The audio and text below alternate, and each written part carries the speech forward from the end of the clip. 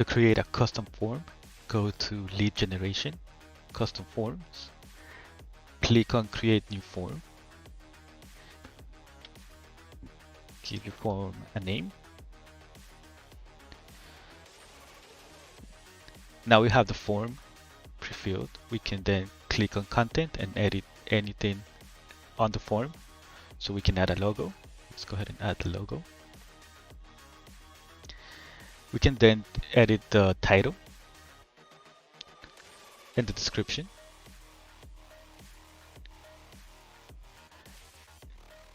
And we can also edit the button, the text on the button. And if we want, we can add a terms and condition agreement. Once you have selected your options, you can go back and then select the fields. So you can delete the fields that already pre-filled on the form, or you can add more. So let's add one more form, one more field. This is going to be an example. So here we have the option to have this field required, so they need to fill it out. And we have the type of field that you want to add. So we have one line. This would be a text line that the user can answer, right, using text or typing. We also have multiple lines, just like the comment field. It's more extended.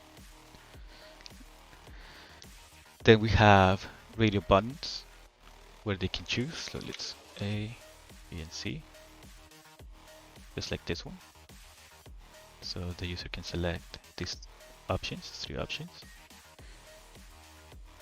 You can add more options if you like. We also have checkboxes, same thing, but instead of radio dials, it's gonna be squares where they can check. And the last one would be select. This would be like a drop down. So once you have everything that you needed, just go back. And the last one will be the action.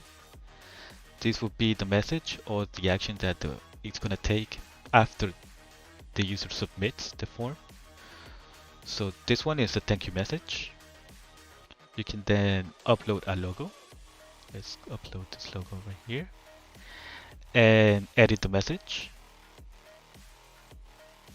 of your thank you message.